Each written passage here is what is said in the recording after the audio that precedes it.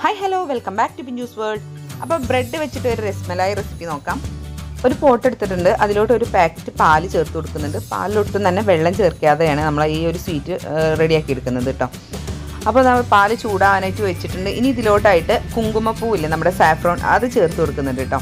അത് നിങ്ങളുടെ കയ്യിലുണ്ടെങ്കിൽ ചേർത്ത് കൊടുക്കുക, ഇല്ലാന്നുണ്ടെങ്കിൽ നിങ്ങൾക്ക് സ്കിപ്പ് ചെയ്യാം. അതിന് പകരം ചേർക്കാൻ പറ്റുന്ന രണ്ട് ഇൻഗ്രീഡിയൻ്റ് എന്ന് പറയുമ്പോൾ യെല്ലോ ഫുഡ് കളർ ഒരു ഡ്രോപ്പ് ചേർത്ത് കൊടുക്കാം, അല്ലാന്നുണ്ടെങ്കിൽ ഒരു പിഞ്ച് മഞ്ഞൾപ്പൊടി ചേർത്ത് കൊടുക്കാം കേട്ടോ. ടേസ്റ്റിന് വ്യത്യാസമൊന്നും വരില്ല. അപ്പോൾ സാഫ്രോൺ ആകുമ്പോൾ ഒരു പ്രത്യേക ടേസ്റ്റ് ഉണ്ടാവും. അപ്പോൾ സാഫ്രോൺ ഇട്ട് ഒന്നിങ്ങനെ ചൂടായി വരുമ്പോഴേക്കും ഒരു ലൈറ്റ് യെല്ലോ കളർ വന്ന് തുടങ്ങി. ഇതിലോട്ടായിട്ട് ഒരു കപ്പ് പഞ്ചസാര ചേർത്ത് കൊടുക്കുന്നുണ്ട്. പഞ്ചസാര നിങ്ങൾക്ക് നിങ്ങളുടെ മധുരത്തിനനുസരിച്ച് ചേർത്ത് കൊടുക്കാം. ഞാനിപ്പോൾ ഒരു നോർമൽ മധുരത്തിലാണ് ഇത് കുക്ക് ചെയ്തെടുത്തിട്ടുള്ളത് കേട്ടോ. അപ്പോൾ പഞ്ചസാരയൊക്കെ ചേർത്തിട്ട് നമ്മുടെ പാല് നല്ല പോലെ ഇങ്ങനെ തിളപ്പിച്ചെടുക്കുകയാണ്. നമുക്ക് ഈ ഒരു പാല് 500 ml പാലുള്ളത് നമുക്ക് 250 ml നേരെ പകുതിയായിട്ട് നമുക്കിത് കുറഞ്ഞ് കിട്ടണം. അതിങ്ങനെ കുറുകി വരണം. അപ്പോഴാണ് നമ്മുടെ ഒരു റെസിപ്പിക്ക് പെർഫെക്റ്റ് ടേസ്റ്റ് ഉണ്ടാവുള്ളൂ.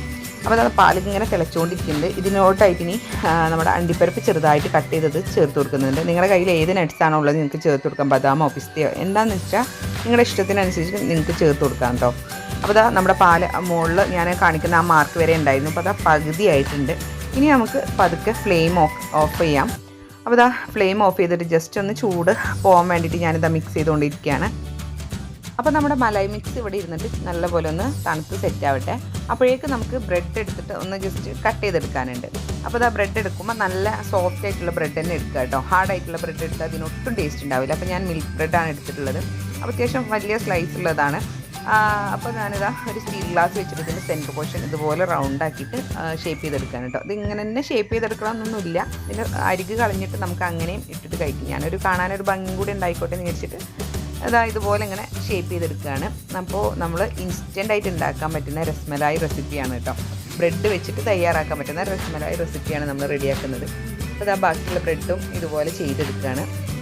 നമുക്ക് പെട്ടെന്നൊക്കെ ഒരു രസ്മലായി കഴിക്കണം എന്ന് തോന്നുമ്പോൾ നമുക്ക് ഈസി ആയിട്ട് ഉണ്ടാക്കാൻ പറ്റില്ലല്ലോ, കുറച്ച് റിസ്ക് അല്ലേ. അപ്പോൾ ഈ ഒരു മെത്തേഡാണെങ്കിൽ നമുക്ക് പെട്ടെന്ന് തന്നെ റെഡിയാക്കി എടുക്കാം കേട്ടോ. മാക്സിമം ഒരു 10 മിനിറ്റ് മതി. അപ്പോൾ നമ്മുടെ രസ്മലായിയുടെ മിക്സ് നല്ലപോലെ തണുത്തിട്ടുണ്ട്. അപ്പോൾ ഞാനൊരു ബൗളിലോട്ട് ജസ്റ്റ് സെറ്റ് ചെയ്യണം. ഒന്നുമില്ല, നമ്മുടെ ആ ബ്രെഡിൻ്റെ പീസ് വെക്കുക. ഇതുപോലെ ഇങ്ങനെ ഒരു 1.5 തവിയൊക്കെ ഇതിന് മുകളിലായിട്ട് ഒഴിച്ചു കൊടുക്കുക. അത്രേ ഉള്ളൂ. ഇനിയിപ്പോൾ നിങ്ങൾക്ക് ഗാർണിഷ് ചെയ്യണമെങ്കിൽ നട്ട്സൊക്കെ വെച്ചിട്ട് ഗാർണിഷ് ചെയ്തിട്ട് സെർവ് ചെയ്യാം കേട്ടോ. അപ്പോൾ ഒരു ഫംഗ്ഷൻ ഉണ്ടെങ്കിലും നമുക്ക് ഈസി ആയിട്ടുള്ള ഒരു റെസിപ്പിയാണ്, നല്ലൊരു സ്വീറ്റ് റെസിപ്പിയാണ് കേട്ടോ. അപ്പോൾ എല്ലാവരും ട്രൈ ചെയ്ത് നോക്കുക. നല്ല അടിപൊളി ടേസ്റ്റാണ്, സിമ്പിളായിട്ട് റെഡിയാക്കാനും പറ്റും. കൂടുതൽ ഇൻഗ്രീഡിയൻസ് ഒന്നും ഇല്ല കേട്ടോ. അപ്പോൾ വീഡിയോ ഇഷ്ടപ്പെട്ടാൽ ലൈക്ക് ചെയ്യാനും നിങ്ങളുടെ ഫ്രണ്ട്സിനും ഫാമിലിക്കും ഒക്കെ ഒന്ന് ഷെയർ ചെയ്ത് കൊടുക്കാനും മറക്കണ്ട. നമ്മുടെ ചാനൽ സബ്സ്ക്രൈബ് ചെയ്യാത്ത കൂട്ടുകാരുണ്ടെങ്കിൽ ഇപ്പോൾ തന്നെ സബ്സ്ക്രൈബ് ചെയ്തേക്കണം. അതേപോലെ നിങ്ങൾ ട്രൈ ചെയ്യുന്ന ടൈമിൽ താഴെയുള്ള കമൻറ്റ് ബോക്സിൽ നിങ്ങളുടെ അഭിപ്രായങ്ങൾ മറക്കാതെ എഴുതി അറിയിക്കണം. അപ്പോൾ ശരി, പുതിയ റെസിപ്പി ആയിട്ടോ വ്ളോഗുമായിട്ടൊക്കെ കാണുന്നവരെ ബൈ ബൈ.